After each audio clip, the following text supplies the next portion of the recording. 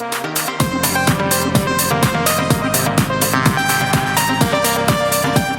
Swain, welcome to the Development by David podcast, my friend. How are you? Yeah, I'm doing well. Yeah, thank you so much for having me. I'm looking forward to it. Mate, the pleasure is mine. It was so nice to see you message me on LinkedIn saying that you saw my conversation with the Queen, and evidently I've seen your viral content recently on LinkedIn. You also worked at my employer and left for self-employment, and I think your story is a testament to pursuing your passion. But before we get into that, who is Matt Swain today in 2021?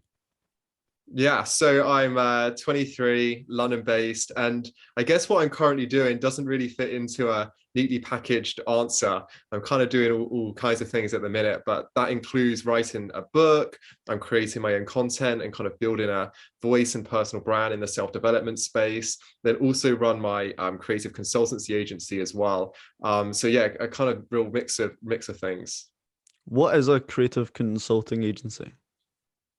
Yeah, so we basically help clients in the kind of startup space, basically create amazing content and work out the kind of strategy, the delivery, and then also trying to extract as much value as possible, and kind of give that to their audiences. I love it. And we bonded over self-development. Can you give the listeners a lowdown in plain English what self-development is? Yeah, so I mean, I love self-development. I guess I should say that at the top. So yeah, so for me, self-development is all around getting better. And when you kind of realize that self-development is getting better, I think you then have to ask yourself, like, why get better? Like, what is the purpose and the kind of cause of all of this? And then what do we get better in? And I think to answer those questions, you have to look at, like, really look holistically at, like, what are we trying to achieve in life? What is the meaning of life? What is our overarching direction? And I think for me, it's around becoming the best possible version of myself, becoming as me as possible. And so in order for me to be to self-develop, I kind of have to self-accept my full version of myself. And I think that includes stuff like making mistakes and having bad days, getting anxious, getting nervous at times. And I think, like, typically self-improvement guys are all around kind of, wow, you should get the confidence to deal with that better, or like come up with some kind of strategy or hack to improve. But for me, it's really going, well, this is who I am and I want to express myself in my full way. And so I think it's really around self-acceptance. And what's the first step in learning about yourself? Some people might be at the other end of this podcast thinking, okay, that's a great first step, but I don't know what makes me me. What's the first step in doing that? Yeah, I mean, I think it takes a lot of time. There's no like quick thing you can do in 5 minutes to get the answer. And in a way, that's what makes it great, because it's this like lifelong pursuit of working that out. And so I guess you can, I mean, some of the things that have helped me, and I'm sure we'll kind of come on to some of these, but like reading, writing, just like really introspecting, going for walks, those like really simple things where you kind of take yourself away from the rest of the world and you put yourself in this different headspace. You like shift your mindset slightly and start to just spend some time there in this kind of different headspace. And over time, you'll kind of work out what you enjoy doing and what kind of, yeah, how you can start to express yourself in your full way. And I think what people tend to realize, and what I realized as well, is that a big part in who I was actually trying to be this different person, this like different version of myself. And I hadn't realized it, but when you do it, you're like, wow, I didn't realize that I was trying to be this different person some of the time. And so I think it is actually something that's to work on, becoming the best possible version of yourself and becoming the true version of yourself. I think it is actually something that does require work and take time. And when you start to have those subtle realizations, right? Those initial realizations of understanding the idiosyncrasies that make you you, it's almost like discovering a room in a house that you didn't know existed.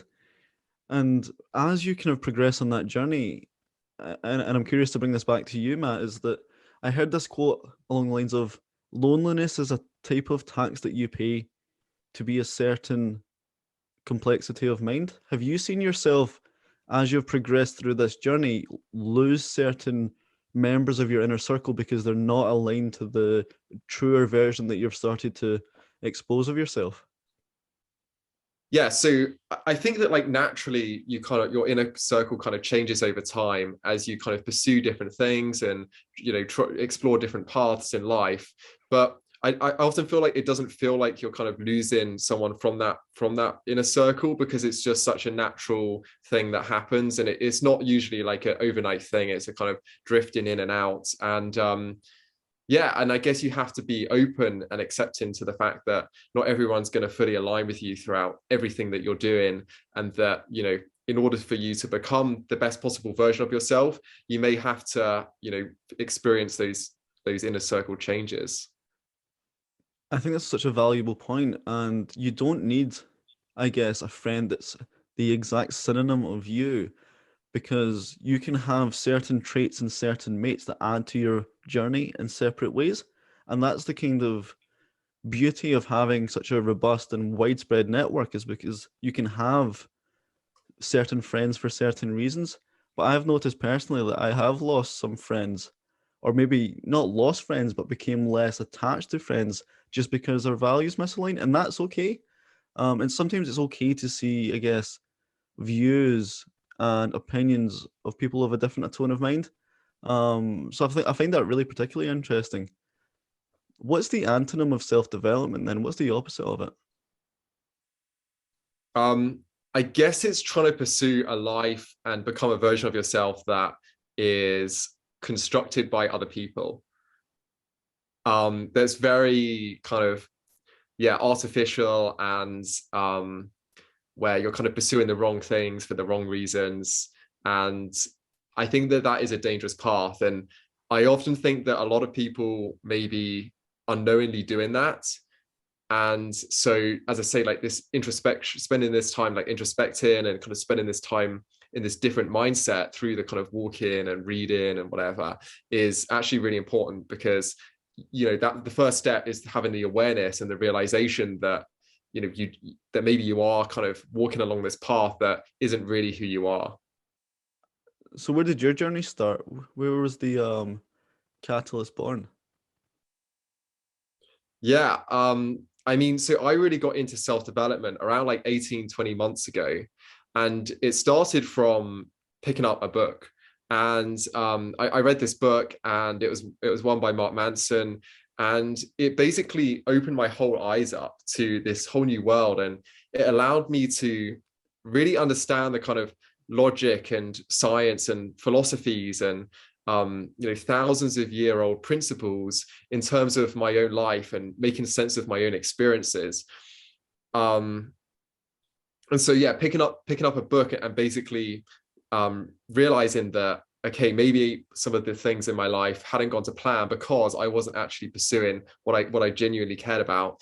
And yeah, I think picking up that book really made me realize that, and that led to more reading because I like found it so valuable. And then I started to have my own ideas and thoughts, and I was like, I should probably write these down. And so started writing them down, and then I was like, I should share this with the world. People may be interested in this. And so started putting my thoughts online, and from putting them online and kind of creating social stuff around the kind of ideas and thoughts that I was having, Steven Bartlett messaged me on Twitter and was like, hey, like, love the stuff you're doing, would you like to come and work with me? And so then had the opportunity to work for Steven Bartlett, who had been like a huge inspiration to me. I'd followed him for like 3 years plus. And so that was like a crazy opportunity that came from all of this stuff, basically, my own personal journey with it.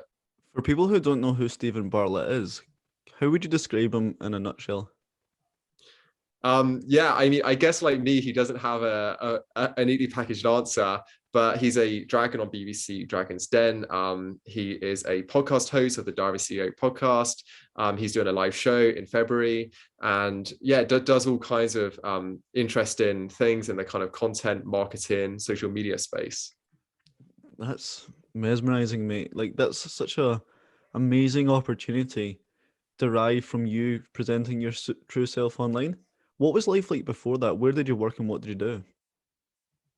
Yeah, so I very much I feel like if I kind of look back at the last 5 years, I feel like I've had this like two different sides of life. One where I was pursuing this version of myself that wasn't really who I was, and you know, had a kind of corporate job and was kind of living this life that everyone told me I should live, with the kind of the kind of fancy job title, you know, the nice car, all of that kind of stuff. And I feel like I then, as I say, like through the reading and stuff, realized that that wasn't actually who I was. And now I'm building a life that is true to who I really am, where I can pursue my genuine ambitions, explore my true interests, and yeah, really kind of create a life around the stuff that I actually care about.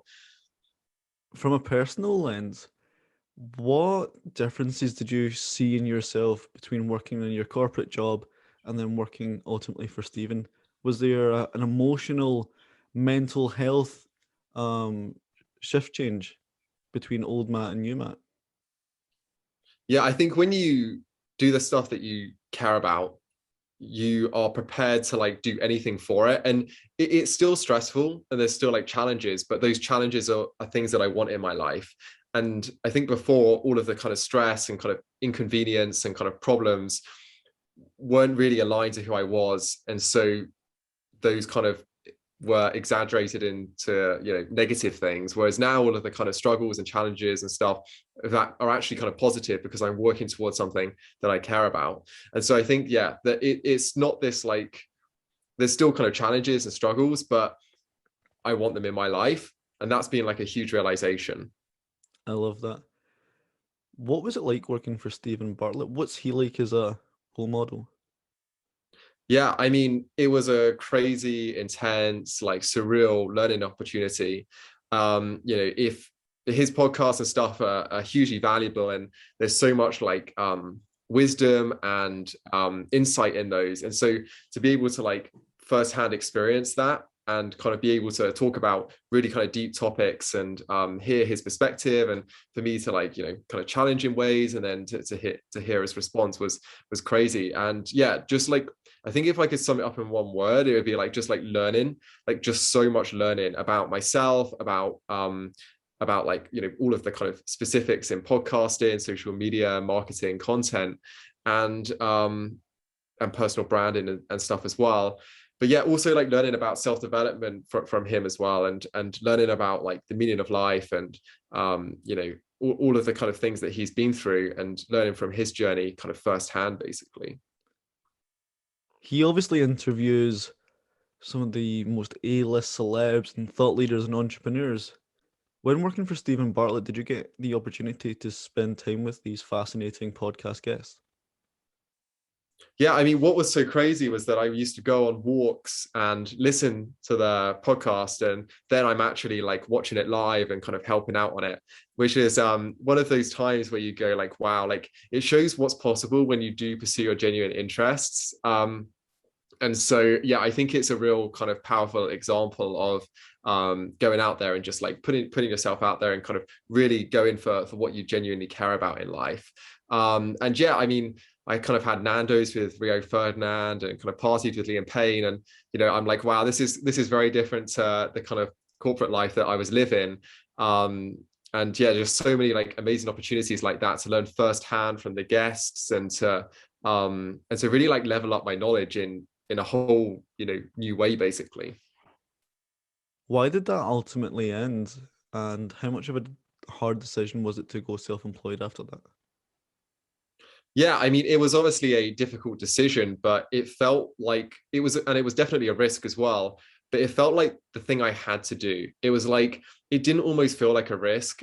It just felt like the next logical step for me to grow and push myself, and to really start to create the life where I had full ownership and autonomy over my time and what I was able to do. I really wanted to like start pushing my own personal brand. You know, all the self-development content that I've absorbed and kind of and read and kind of been involved with has massively helped my life, and I really want to like put that back into the self-development world as well, and start to, you know, share my own thoughts and ideas and create my own content. And so yeah, I feel very strongly that I need to like give back to the self-development world everything that I learn, and if I can, you know, help people in a similar situation to what I was in, then, you know, then that's an easy decision in a way to make. Tell me about your blog post, How to Live Your Dream Life. Can everyone do that? Yeah, so I wrote this post based off the fact that it seemed to me like everybody was trying to find this dream life, like constantly searching for it, but nobody was actually living their dream life. You know, they couldn't seem to quite find it. And I wanted to understand like what was going on and like what is the solution to this. Um and so yeah, I kind of thought, okay, what does my dream life look like when I think about it? And I pictured this paradise island, with a kind of crystal blue water, you know, white sandy beaches, a little hut. And I'm sat there on this island with no worries in the world. I'm like in this constant state of blissfulness. And I'm like, that's my dream life. But then I thought, this is just a snapshot in time. This is like a picture postcard. This is an Instagram post. But like, what happens after that? And then I started to realize that life is this long, continuous, expansive time. It's not one moment. And so I kind of realized from kind of dissecting all of that, that my dream life is not in one particular moment with a object, with a person in a particular place. It's like right now. Like it has to be right now. It has to be what I'm doing today, what I'm doing tomorrow, what I'm doing the day after. And so I realized that my dream life was never going to be in the future. It was always going to be now. And so, you know, I have to live my dream life today. And the other thing that I realized was that kind of what I was saying earlier, how I thought I wanted to be in this constant state of bliss with no problems in the world. And I think a lot of people also think the same, where they're trying to avoid all kind of problems. But again, what I've realized is that a life without problems would be pretty miserable. And it's not about avoiding your problems. It's about trying to find better ones. It's about, and I'm going through this kind of process at the minute. It's about trying to find a struggle that is so worthwhile that you're prepared to climb over Mount Everest for it. Is finding something to strive for that's so meaningful to you that you're prepared to work on it till like midnight. And so I've kind of, realized that I don't want to avoid all my problems. I just want to choose better ones. And I've also realized that my dream life can never be in the future. It's not in this like picture postcard moment, basically. Mate, what a monologue. What a monologue. I think they describe that as eudaimonia. But it's easy for us to measure our dream life by metrics. We live in a world, in a digital age, where success from the outside in might look like likes on a post or amount of followers. You've recently experienced virality on LinkedIn. What posts have went viral, and how much of your self-worth have you tied to that since? Yeah, so had quite a lot of viral posts in the last kind of few weeks on LinkedIn. I think something like 3 million people in the last month have kind of seen my posts, which is a kind of crazy, incomprehensible number of people. For me, what I use social media for and what I kind of create content for is usually it's a lot of the off-platform stuff, the offline stuff. It's the interesting conversations. It's the kind of deep podcasts like this. It's the kind of friendships that blossom as a result of it. And so social media and these posts and everything I do online is a vehicle to get to that offline stuff. And I always I think like a lot of people use social media and pretty much are just like want constant growth at all costs. And all they care about is the follower number or the like number. And I really try and like go, what am I actually on social media for? And it's to get all of this like offline stuff. And so I'm very kind of principle based and really strong on those ideas.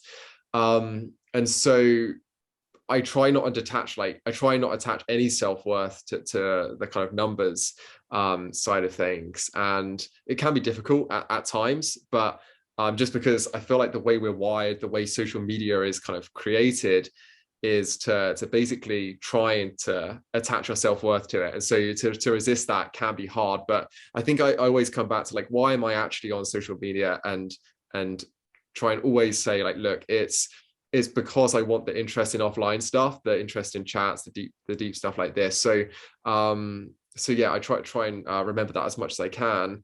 In terms of like what post went viral, I basically had this how it started versus how it's going post. And so I had at 18 in my corporate job, I had a brand new like 30k Audi, mainly because I thought that will make me happy, but it didn't. And now I have a 200 pounds Vauxhall Corsa that's 20 years old, and the left wing mirror is hanging on with tape, and it's called, this like nicknamed the go-kart because that's basically what it's like to drive.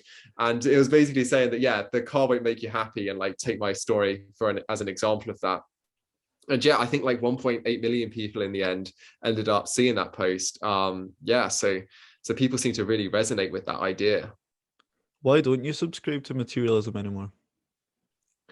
Yeah, I think it's from realizing that like I had the car and it never provided me with that fulfillment, that like inner peace, that inner contentment, that real satisfaction.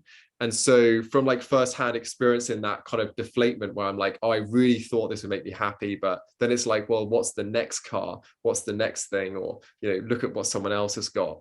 And so I kind of like don't really subscribe to the idea of like materialism and stuff like that, because yeah, I've seen firsthand that it doesn't genuinely improve my life. I'm also Buddhist, so I follow kind of Buddhist principles and values. And one of the key ideas in Buddhism as a philosophy is around, yeah, not getting attached to kind of temporary things. And material objects are very much like temporary things. You know, if you think of material objects that are going to improve your life after 5 years of buying them, I don't think there's really anything that you can buy that will like still be a pivotal part of a better quality of life within like 5 years. And so yeah, I just try and resist all of that kind of temptation. It's weird how cars are the ultimate signal of materialism too. I think it's because it's almost like a universal language that people can use to signal, because everyone knows how valuable a Mercedes is over a 20-year-old Corsa, right? And opposed to people buying the feeling in which that car buys them, the high speed, the high speed, not to 60, the acceleration, the G-force, people buy the feeling of ownership or the status game attached to the ownership. And I think that's why people are so fixated on buying nice cars, because they can signal to mates that I'm doing okay or I'm doing well because I drive XYZ brand over the rest. So universal language. It's quite interesting. Yeah, 100%. And you even see, even like, so I was in Antigua a couple of weeks ago, and I was staying like in the marina, and there is like these huge yachts parked in the marina.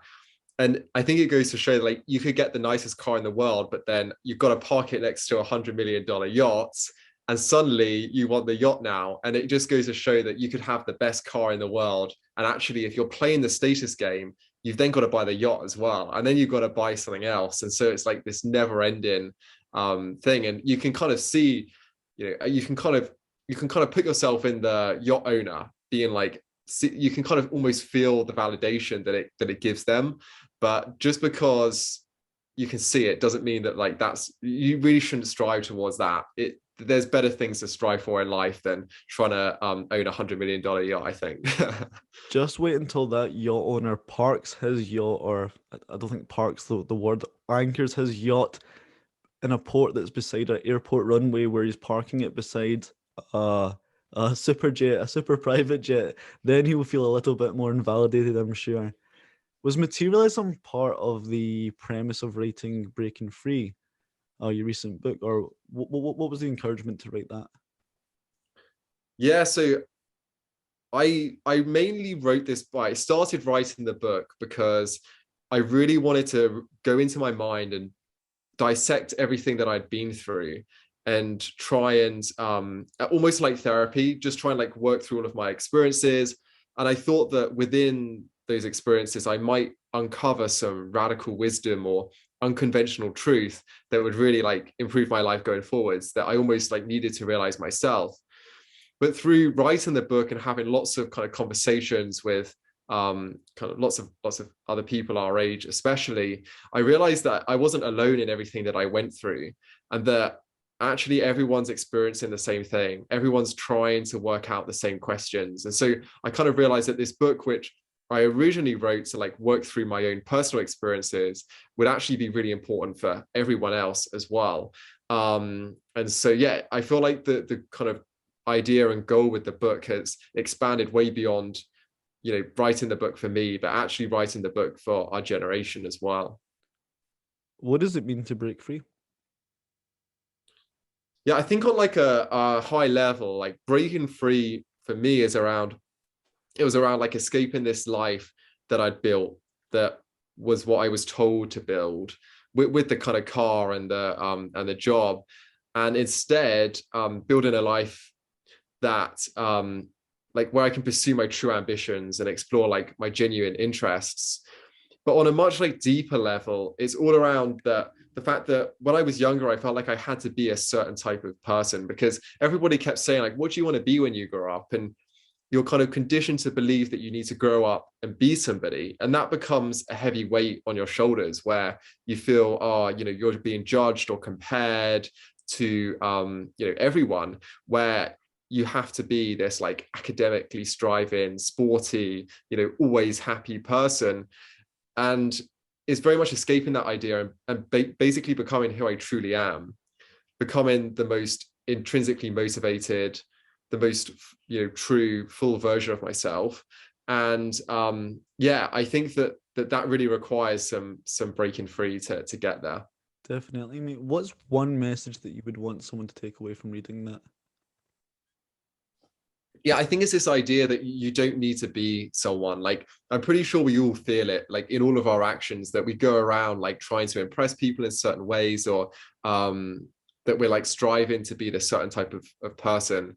And that when you can really escape all of that and become who you really are, that's where all the magic happens in life. And I didn't really think any other book has kind of gone into the detail in terms of exploring someone's experience with this, kind of going back through all of the years through to childhood and kind of this corporate life to pursuing the life that I'm pursuing now, and really dissected this. And so I think that it's easy to say like be yourself, but I think it requires this book to give the kind of context around what that actually means and how we can actually get there.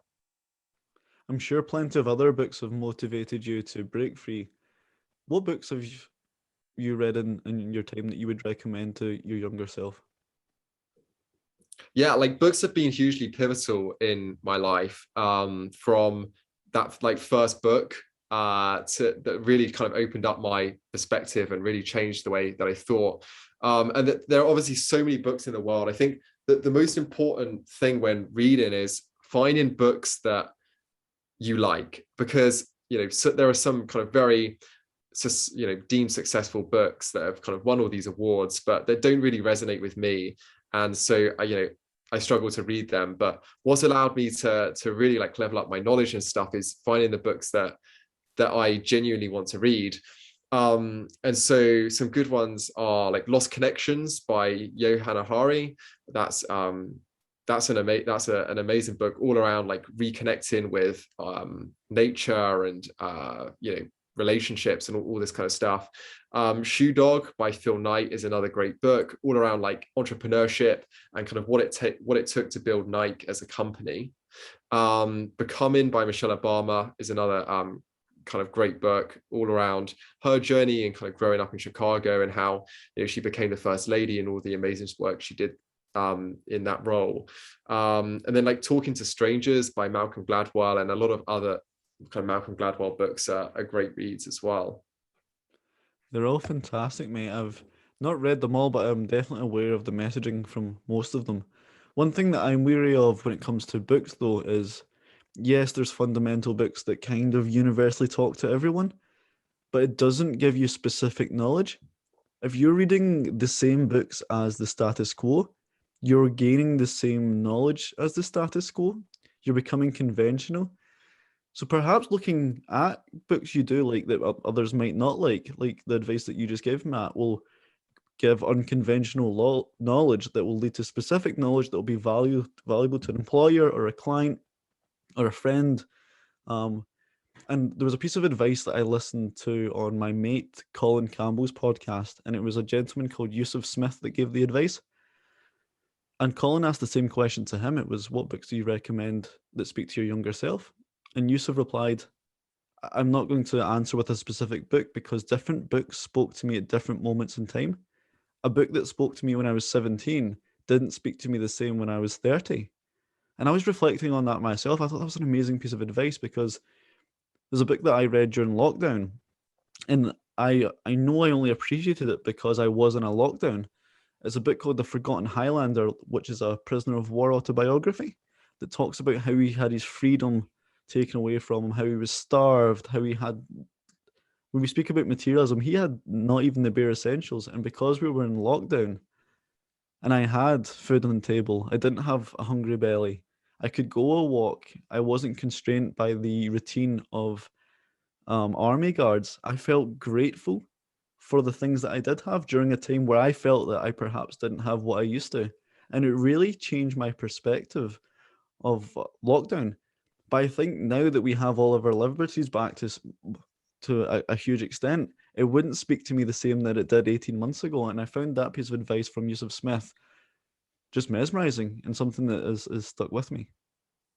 I think like rereading is a super important part of kind of people's book journeys, because you're right that it may speak to you differently. You may learn new things from being in a different moment of time, and so I try and like reread the books that have like impacted me the most. And I'm also very aware that like, yeah, these books that I may have read once that didn't really speak to me may speak to me at some point in the future. And so yeah, I'm always like, aware of the fact that I might need to like pick it up again, basically.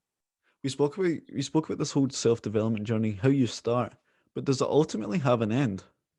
But for me, there isn't really an end point. I think that life is this like long, continuous journey, and everyone's kind of busy playing as if there's some kind of finish line. They're racing to this supposed end point, and I guess that if you're kind of following the kind of default path, that maybe people view retirement as that kind of endpoint where they can then pursue what they actually want to do. But for me, I really don't want that to be the case. I want to pursue what I care about right now, and I don't want to like lose any time to pursuing stuff that isn't like true to who I am. So there's definitely no endpoint to me. I feel like in a way I've like mentally retired, and now I'm like being able to pursue all of this stuff now.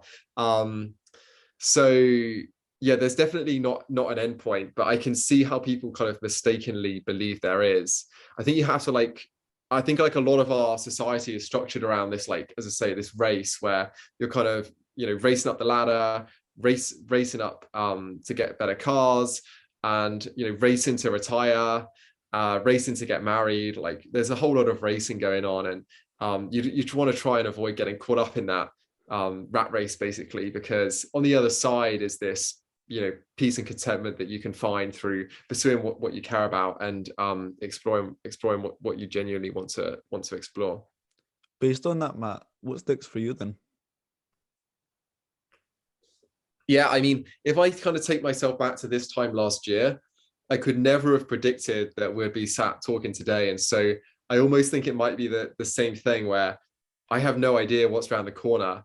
I have no idea what the next 12 months are going to bring. And if it's anything like these 12 months, where I am in kind of 12 months time will be in this like unknown and uncertain, but exciting future place. And I'm kind of looking forward to seeing where that is. But yeah, I also have no idea where that is going to be. But I'm definitely thinking around what 2022 will bring. And I'm trying to kind of work out my kind of values and philosophies that I'm going to take forwards going into 2022, and very much thinking around like, where do I want to take the year? Like what can I do to make the year as good as possible? Amazing, mate. Thanks for stopping by and giving literally a lesson of self-development in plain English. If people feel compelled to your story, compelled to your book, where can they find you and your book online? Yeah, so I'm on all of the social platforms like LinkedIn and Instagram, especially at Matt Swain with 2 underscores, and then on LinkedIn at like just Matt Swain. And yeah, I've got my book. The pre-sale campaign is live. So would massively appreciate the support if this book sounds like something that you're interested in, if you feel that maybe you need to break free as well. And yeah, if anyone wants to chat, then send me a message. I'll reply to everything, and we can keep the kind of conversation going. Thanks, Matt. Take care. Thanks for stopping by. Cool. Thank you so much. Bye.